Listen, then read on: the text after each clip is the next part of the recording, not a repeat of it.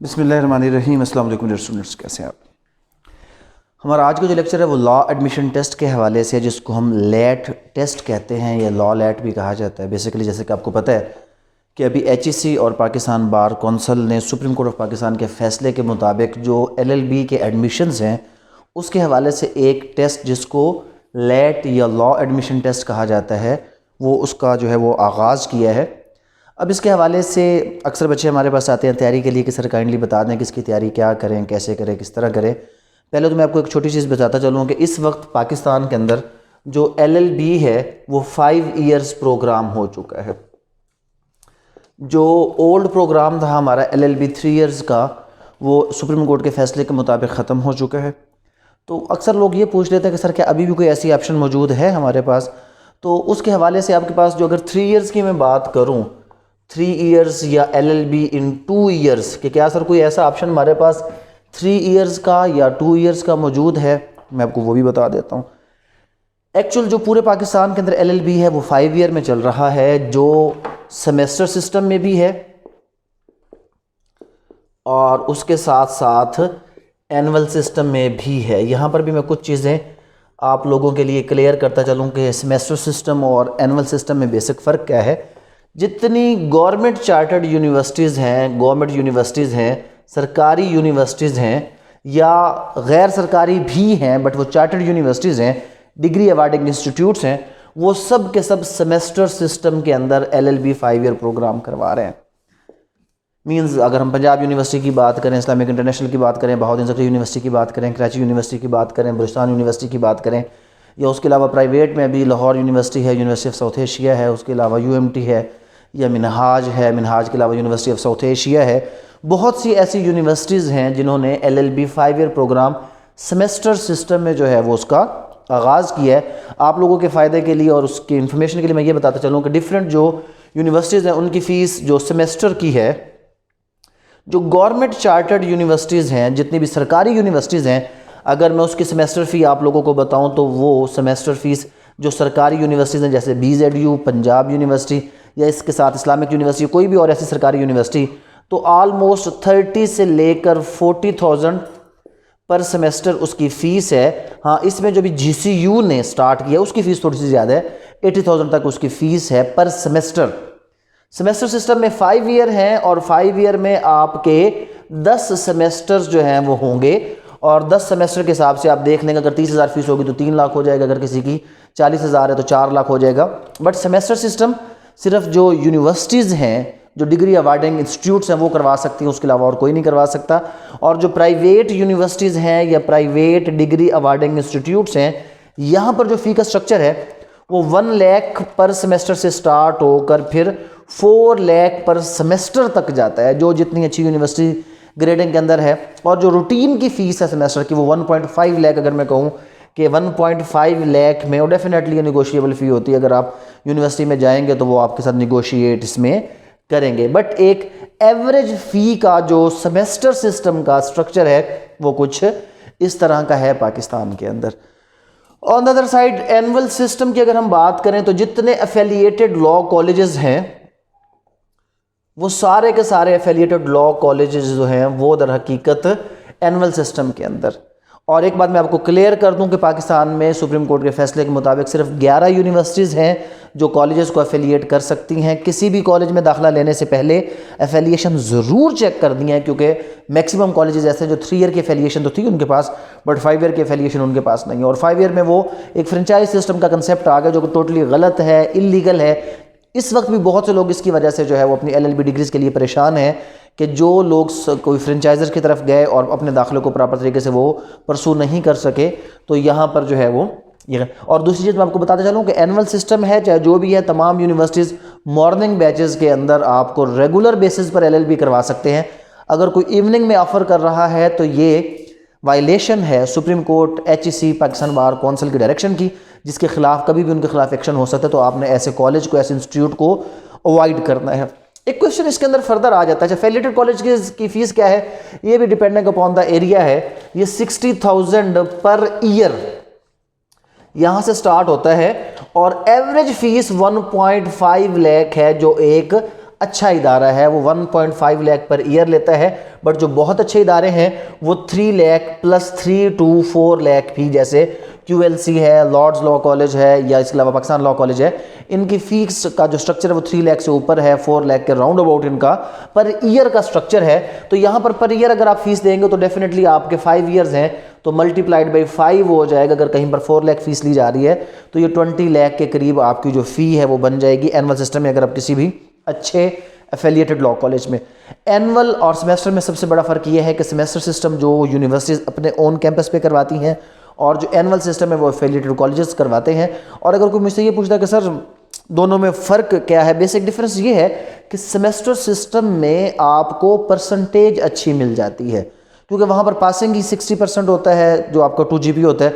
और फर्दर जब आप उसमें जाते हैं तो अक्सर हम बच्चे देखते हैं कि जो 3 GPA से ऊपर होते हैं या 3.75 3.5 GPA, जो कि ऑलमोस्ट 80% के राउंड अबाउट बन जाता है। But on the other side अगर हम एनुअल सिस्टम में देखें तो यहाँ पर फर्स्ट डिवीजन लेना भी मुश्किल हो रहा होता है, और जो परसेंटेज है वो 55 50 55 इसके राउंड अबाउट चल रही होती है। तो फिर डेफिनेटली जब आप किसी भी ऐसी जगह पर आगे जाके अप्लाई करते हैं तो वहाँ पर सेमेस्टर सिस्टम में, क्योंकि साथ साथ आप पेपर दे रहे होते हैं, ऑब्जेक्टिव पेपर होते हैं, असाइनमेंट्स के नंबर होते हैं, क्विजेस के नंबर होते हैं, क्लास पार्टिसिपेशन के नंबर होते हैं, तो यहाँ पर आपको मार्क्स ज़्यादा मिलते हैं। ऑन द अदर साइड आपको यहाँ पर मार्क्स जो होते हैं वो थोड़े से कम मिलते हैं। ऑन द अभी आपको जैसे मैंने पहले कहा कि क्या कोई पाकिस्तान में भी ऐसी ऑप्शन है 3 ईयर या 5 ईयर प्रोग्राम की, तो 3 ईयर कंप्लीट बैन हो चुका है। ये बात ध्यान में रख लें कि 3 ईयर कंप्लीट बैन हो चुके हैं पाकिस्तान के अंदर। बट फॉरेन जो प्रोग्राम्स हैं वो स्टिल जो है वो कंटिन्यू है LLB हवाले से।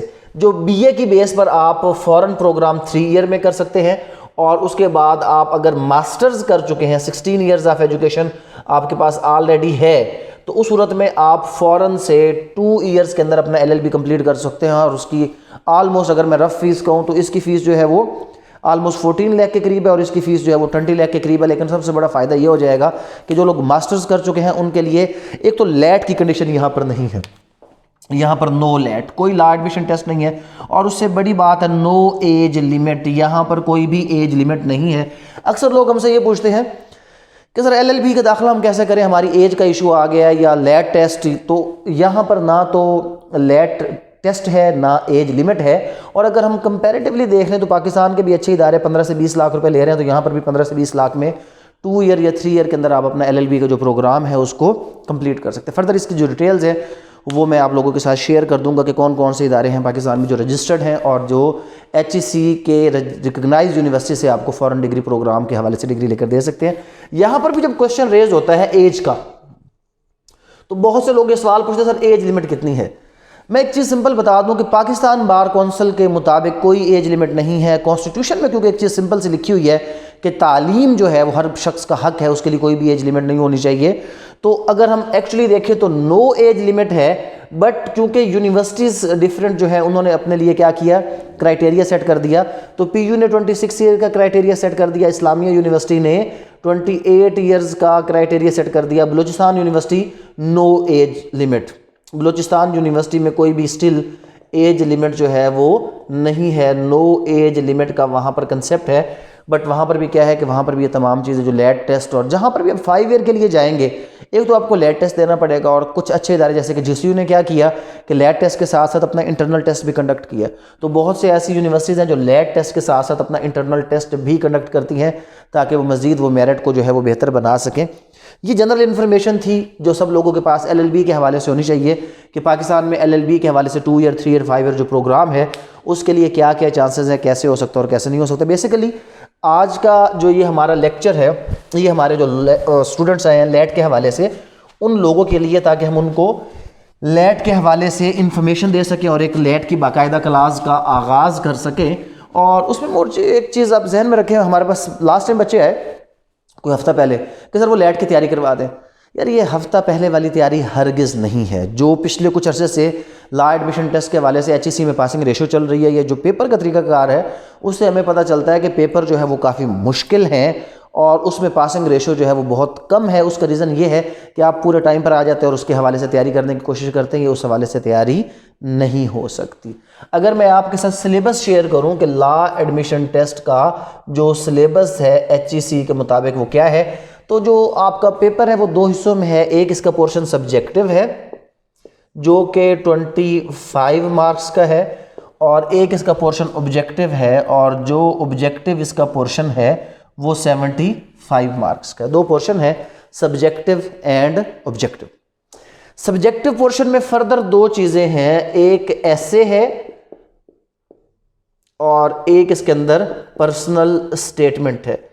अब अगर एक्चुअल में ये कहूं कि ये जो पर्सनल स्टेटमेंट है, नहीं, पर्सनल स्टेटमेंट थी, ये चेंज हो चुका है। यहां पर एक चीज ध्यान में रख लें कि ये आप उर्दू में भी कर सकते हैं और इंग्लिश में भी कर सकते हैं। बट अगर आप उर्दू में एक चीज़ अटैम्प्ट करेंगे तो आपको दूसरी चीज़ भी उर्दू में अटैम्प्ट करनी पड़ेगी। अगर आप इंग्लिश में अटैम्प्ट करेंगे तो आपको ऐसे और पर्सनल स्टेटमेंट इंग्लिश में ही अटैम्प्ट करना पड़ेगा। इसके लिए जो वर्ड्स का क्राइटेरिया होता है नॉर्मल, वो 200 वर्ड्स जो होते हैं वो पर्सनल स्टेटमेंट के लिए, और 200 वर्ड्स ही आपके ऐसे के लिए होते हैं। ऐसे 15 मार्क्स का होता है, और उसके बाद जो आपकी पर्सनल स्टेटमेंट है वो 10 मार्क्स की है। ऐसे के हवाले से अगर मैं आपको मेन टॉपिक्स बताऊं कि जिसके लिए आप अगर तैयारी स्टार्ट करना चाहते हैं, तो एक सबसे चीज़ ध्यान में रख लें, एजुकेशन। एजुकेशन के हवाले से हर बार एक ऐसे ज़रूर आता है। जैसे इस बार आपके टेक्निकल एजुकेशन के हवाले से आ गया, कभी फीमेल एजुकेशन के हवाले से आ जाएगा, कभी जो है आपकी जो डिस्टेंस लर्निंग प्रोग्राम चल रहा है, या कभी जो कोरोना का इफेक्ट ऑन द एजुकेशन। तो एजुकेशन के हवाले से एक ऐसे ज़रूर है, और एक ऐसे आपको नॉर्मली सोशल प्रॉब्लम पे आता है, और कभी कभी एक ऐसे हमारा करंट अफेयर्स पर भी आ जाता है। तो अभी हमने क्या करना है, करंट अफेयर्स के कुछ टॉपिक, कुछ सोशल प्रॉब्लम्स के हवाले से, और इन पर्टिकुलर एजुकेशन के हवाले से। और जहां तक बात है पर्सनल स्टेटमेंट की, अब ये पर्सनल स्टेटमेंट से ज़्यादा मैंने आपको बताया था कि क्या हो चुका है, ये ओपिनियन हो चुका है। पर्सनल स्टेटमेंट और पर्सनल ओपिनियन में क्या फ़र्क है? पर्सनल स्टेटमेंट दर हकीकत वो एक चीज़ के हवाले से थी कि आप LLB क्यों करना चाहते हैं, लेकिन अब जो पर्सनल ओपिनियन है उसमें LLB क्यों करना चाहते हैं की बात नहीं आती, बल्कि उसमें क्या चीज़ होती है, उसमें आपकी राय मांग ली जाती है कि जनाब आप ये दें कि हमारा अदलिया कैसा है, या हमारा निज़ाम जो जुडिशल सिस्टम है वो कैसा है। इस किस्म के कोई भी एक टॉपिक के ऊपर आपकी पर्सनल ओपिनियन मांग ली जाती है, और डेफिनेटली कोशिश की जाती है कि एक ऐसा टॉपिक हो जो पहले किसी ने ना देखा हो। दर हकीकत इन चीज़ों का मकसद ये होता है कि आपकी पर्सनल राइटिंग स्किल्स उस बंदे के सामने आ जाए जो एग्जामिनर, ना कि कोई आपका क्रेमिंग वाला सिस्टम उसके सामने आ जाए।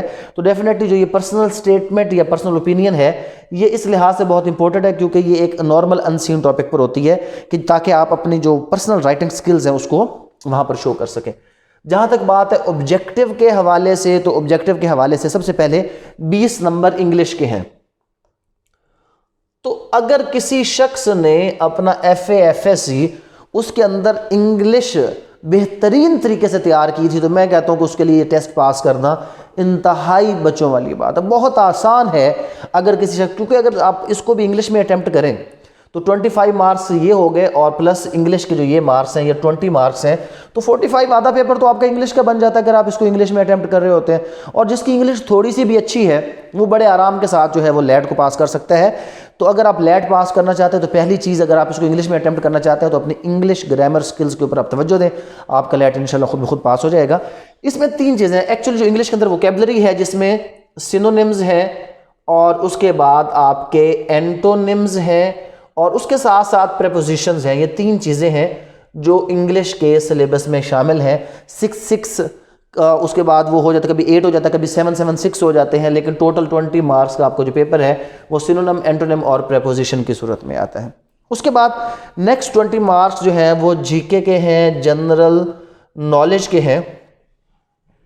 इस बार भी जनरल नॉलेज का पोर्शन थोड़ा सा मुश्किल था, बट क्या चीज़ें हैं यहाँ पर जनरल नॉलेज के अंदर आपको जो है वो पता होना चाहिए कि हाईएस्ट क्या है, लार्जेस्ट क्या है, उसके बाद दुनिया के अंदर ओवरऑल लॉन्गेस्ट क्या है, इस तरह की चीज़ें, हाईएस्ट, लार्जेस्ट, लॉन्गेस्ट। कुछ इन्वेंशंस के बारे में आपको पता होना चाहिए कि कोई इन्वेंशंस जो है वो किस किस ने इन्वेंशंस की थी। और भी बहुत सी इसमें ऐसी चीज़ें हैं जैसे हाईएस्ट आपकी माउंटेन कौन सी है, लार्जेस्ट रिवर कौन सा है, लॉन्गेस्ट रिवर कौन सा है। इस किस्म की बहुत सी चीज़ें हैं जो जनरल नॉलेज के अंदर पूछी जा सकती है, जो हम वक्त के साथ साथ करते जाएंगे। और इंशाअल्लाह अल्लाह ने अगर चाहा तो अभी दिसंबर के एंड पे या जनवरी के फर्स्ट वीक में, क्योंकि इस पर हमारा वर्क स्टार्ट है, आपको लेट के हवाले से, जैसे अल्हम्दुलिल्लाह पाकिस्तान में गेट के हवाले से सबसे जो बेहतरीन किताब है वो हमारी पब्लिश्ड है, जिसकी वजह से लोग ऑलमोस्ट 99% तक बच्चे हमारे पास हो रहे हैं। तो इंशाल्लाह in the start of January हम लेट की भी बुक जो है वो पब्लिश कर देंगे। उस वक्त तक हमने कोई एक शॉर्ट नोट्स बनाए हुए हैं, ताकि अगर कोई बंदा इस टाइम को ज़ाया नहीं करना चाहता तो हम उसको शॉर्ट नोट्स अवेल करवा देंगे। बट किताब भी जो है वो जनवरी के स्टार्ट में आ जाएगी।